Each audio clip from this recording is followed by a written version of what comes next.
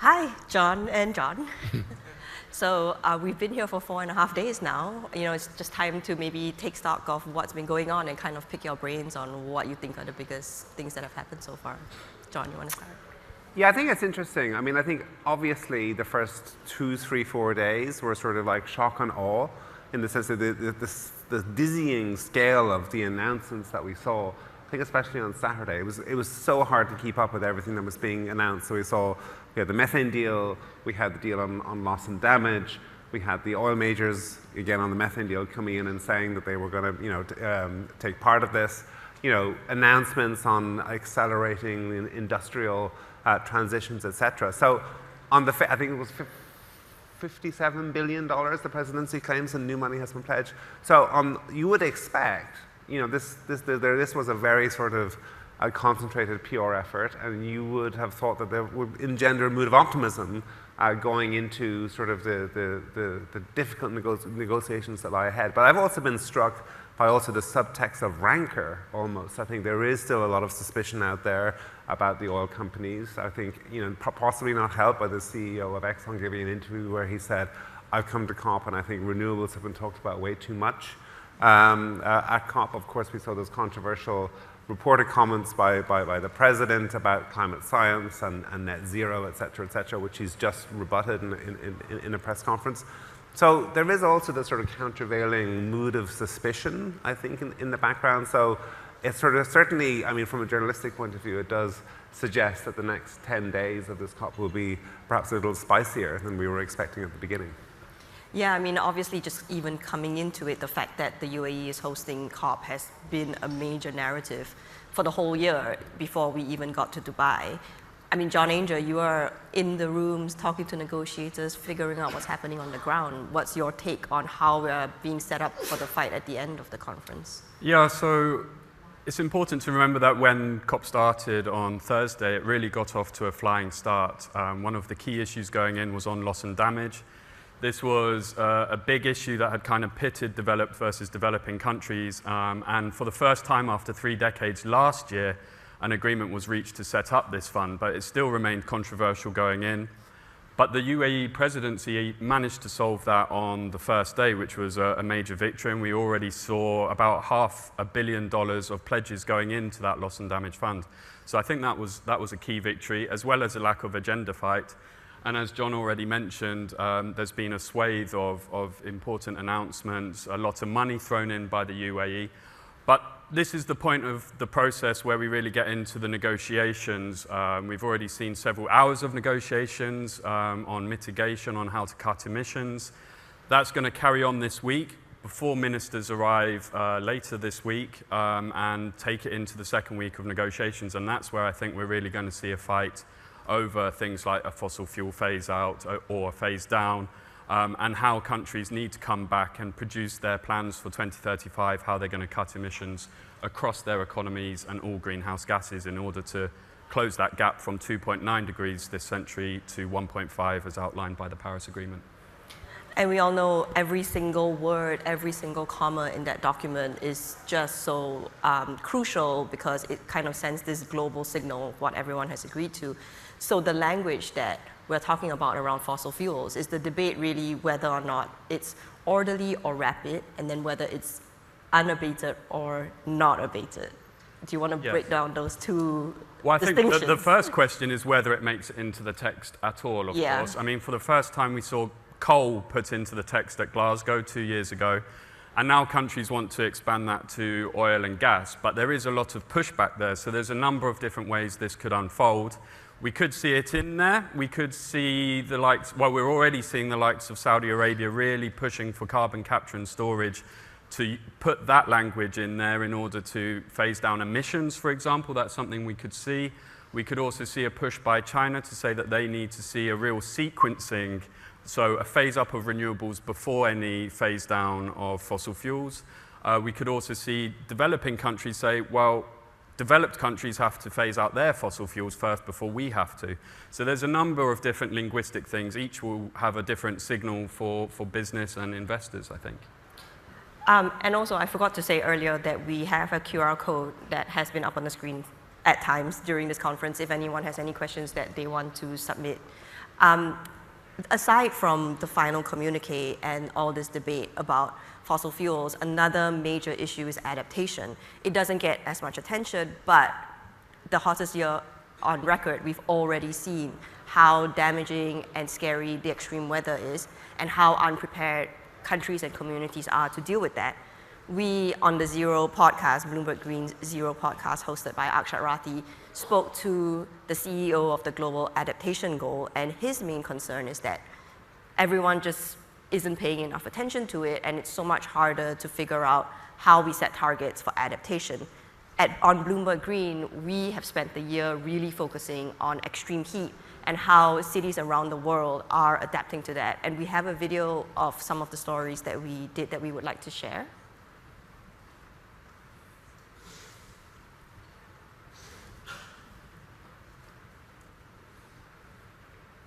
ધંધા પાણી માટે તકલીફ થાય ગરમી બહુ પડે એવી રીતનું બધું અમારે હલનચલન થાય La calidad de vida empeora un poquito, se duerme mal. There is a dangerous situation in the city. Just like a fireman, we're ready to go as soon as we get a call. Everything that does go up eventually comes down. Women like Kunwar face a dilemma: stay home and lose a day's income, or brave dangerous conditions to earn a living.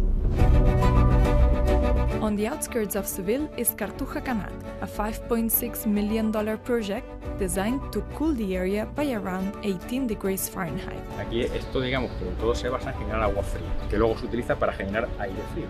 The UAE is putting a lot of efforts on rain enhancement fields. Cloud seeding can actually increase up to 23% of the rainfall. If the conditions are just right and you kick it with a flare, if you circle around it, it's starting to rain already. We've devised an insurance that when the conditions are too dangerous to work, they receive a supplement for their income to their bank accounts. From shade to climate shelters and high-tech solutions, whilst the city is taking steps to address extreme heat, much more needs to be done to keep people safe.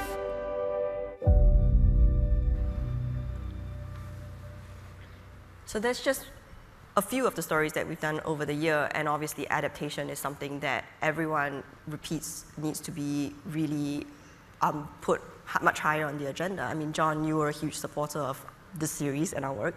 What really struck you about it? Yes, they're great. You should all watch them. They're on the Bloomberg Green website. And I think it was really, I mean, you're right, adaptation is not talked about enough, and you know, whether we like it or not, the world is getting hotter, and the world, we are going to adapt. We're going to have to adapt, and I think, you know, we went to 4 cities. There was Seville, Amman, Masdar City, yeah. Just down the road, and Ahmedabad. And you know, you watch this and you just learn all of these interesting techniques that the rest of the world is going to have to cities around the world are going to have to learn. I think my favorite one actually was from Seville, where we sort of talked about some of the ancient sort of cooling technologies that have been used in that city, like aquifers under the ground, etc. The use of shade in Masdar City, and you actually I was sort of struck actually walking around the blue zone as well. Like, you know, when you're lost in there, you might as well enjoy it. But you know, they also use shade very, very effectively there. So you know, they really sort of. It's very thought-provoking. They sort of get you thinking about the challenges that unfortunately we're all going to be facing in the years and decades ahead. Para-insurance, that's a really interesting one.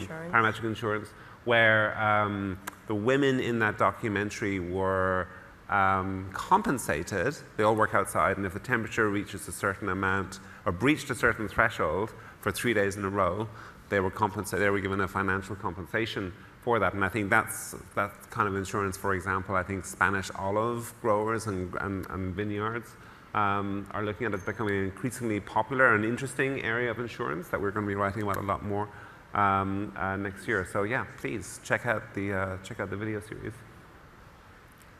So now we want to take some questions from the audience. Abby, I think you have some that came in. Yeah. A couple of questions coming in. The first one is, where do you think countries will land on fossil fuel phase out at this COP or possibly the next one? Are countries feeling the pressure on not just phasing out coal, but all fossil fuels? I can start on that. You can go into the nitty-gritty details. But I mean, my personal view, and again, this is just my view. I mean, I think the energy security question is front and center after the invasion of Ukraine, and it's just going to remain front and center, I think, for a long time to come. The cost of living question is going to remain front and center, and unfortunately, or fortunately, depending on your political viewpoint, I mean, I think the pushback on net zero around the world is going to get stronger and stronger. So I think for governments coming here, it's just going to be really difficult to, to come here, and even if you believe in in signing a phase out of fossil fuels, just taking that home and to your electorates and walking through the consequences of that. So my own view is that it's going to take a long, long time before you get a consensus of every government around the world agreeing to a full phase out of fossil fuels in a COP communique. But John, I don't know. Yeah, I mean, I think there will be language on fossil fuels within the text. I think especially after the various controversies that we've seen on reports about Sultan Al-Jaber and his views on it, I think that's putting pressure on him to make sure that there is some reference to it in the final decision. I think unabated will certainly be a word that's in there. I think even developed countries, the EU, in its negotiated position, it has the word unabated in there, so it sees a role for carbon capture and storage only in the most hard to abate sectors like steel or cement. Obviously, the likes of Saudi Arabia will be pushing to apply that also to the energy sector, so I think we'll see that in there. What will be also interesting is whether coal is specified individually. We know there's a push to have a commitment to have no new coal, which would obviously be a very important signal.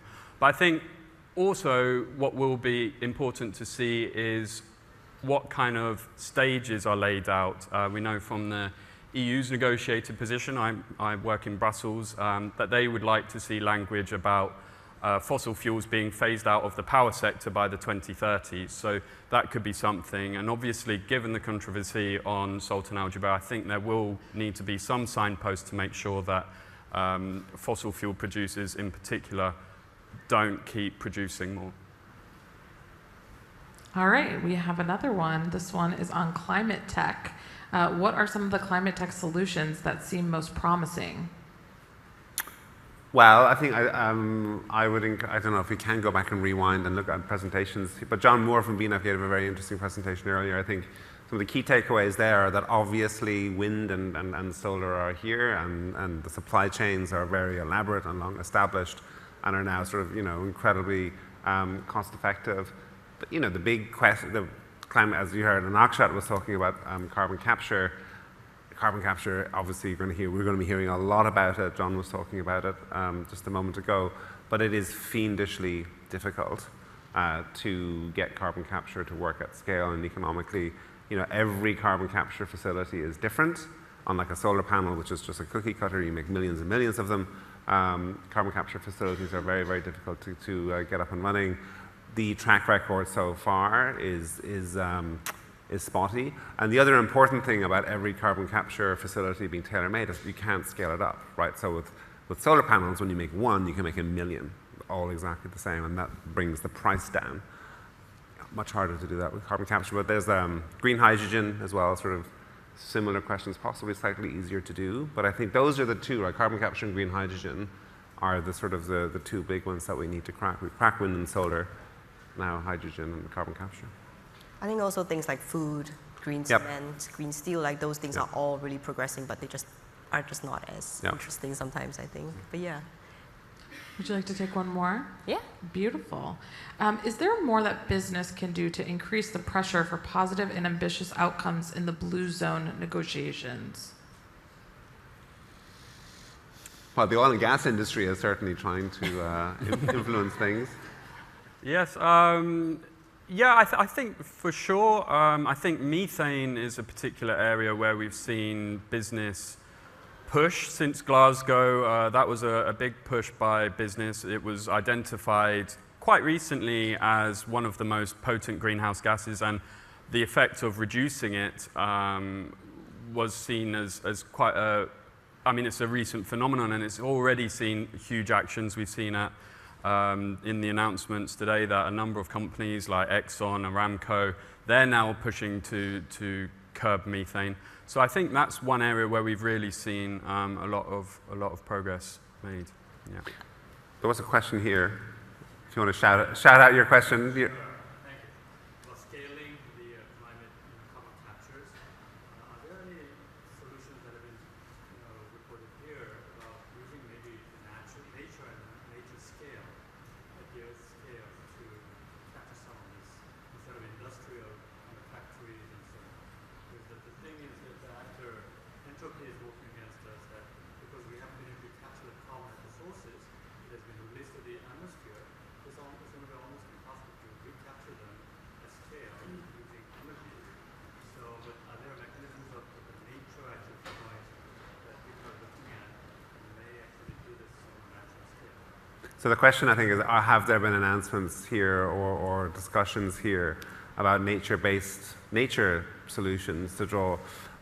I mean, I don't know if this answers your question, but the one that comes to mind, obviously, is the ongoing conversation about carbon offsets, about debt for nature swaps, the financialization of nature. I mean, it is something, how can we, use finance to protect the existing rainforests? How can we use finance to promote, more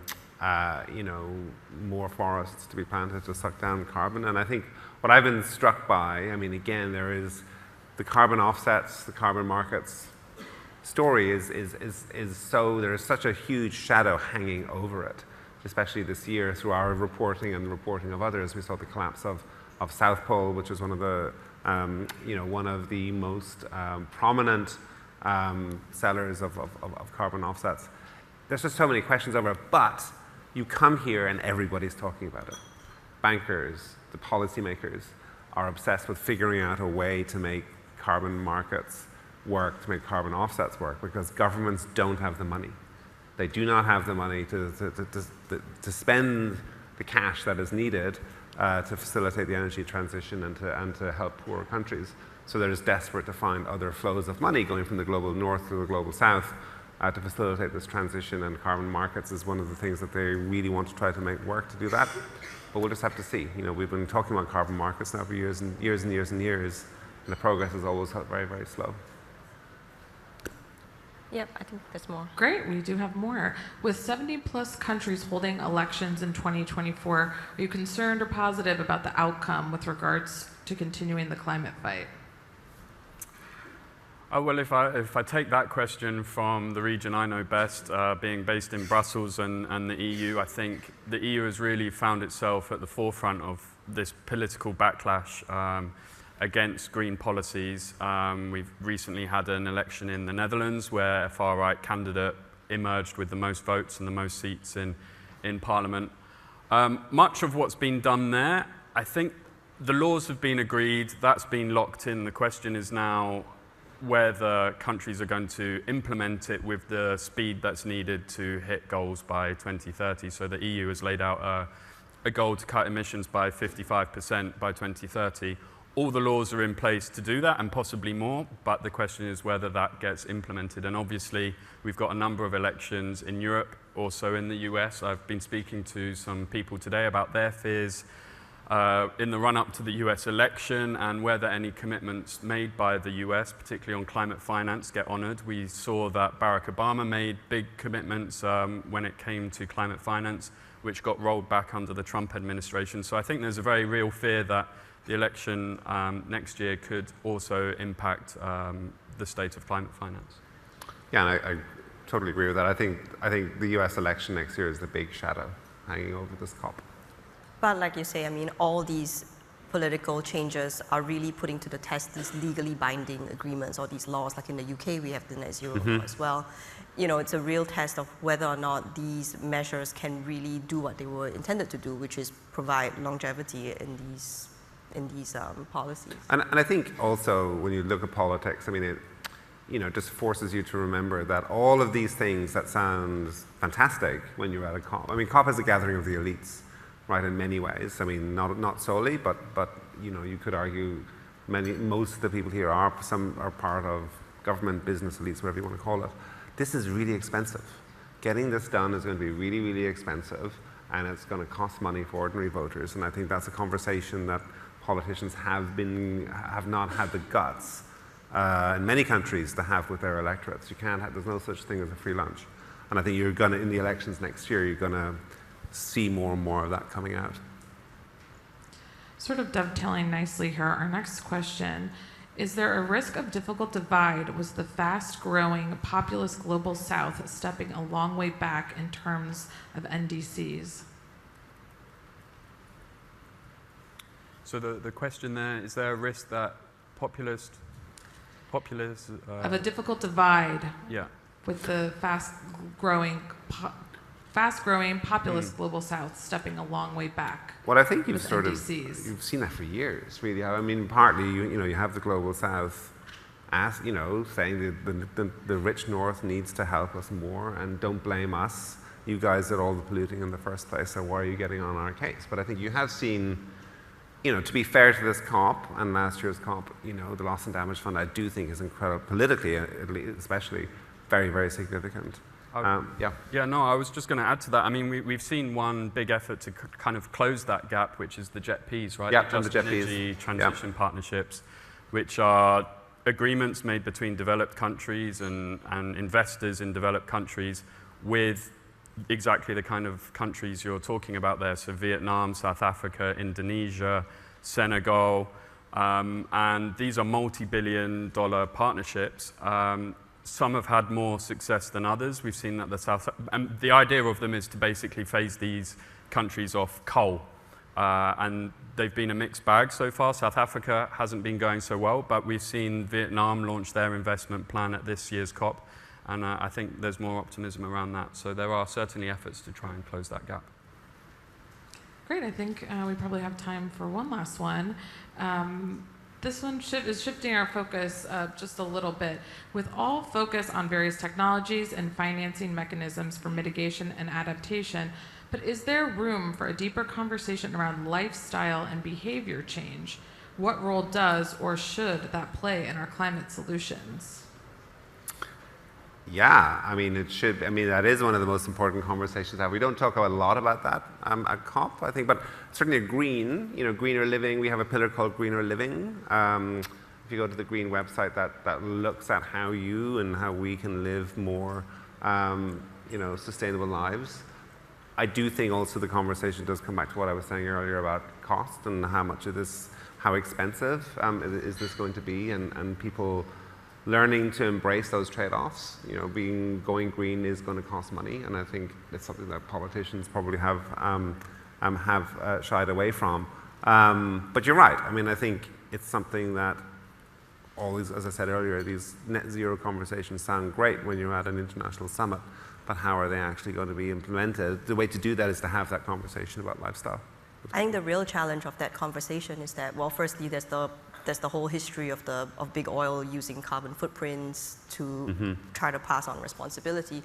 But that sort of become mingled with the idea that any push to try to encourage people to make green lifestyle changes is some kind of greenwashing or some kind of absolving of responsibility. But that's not true. And I think in the discussion, a very important distinction is that if you live in a rich country, you are most likely in the bracket of income earners who are responsible for the vast amount of greenhouse gas emissions globally.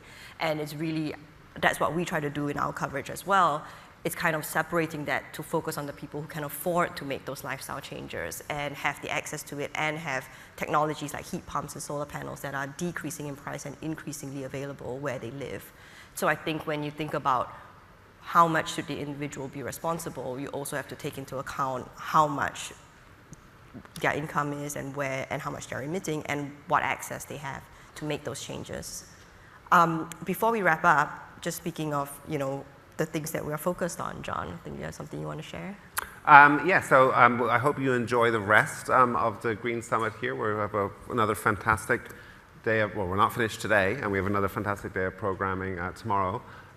Ordinarily, at the end of one of these summits, I would say how much we're looking forward to seeing you in New York in April. However, next year, the next Green Summit is going to be something bigger, something even better, something called the Bloomberg Green Festival, which we will be doing in Seattle next year.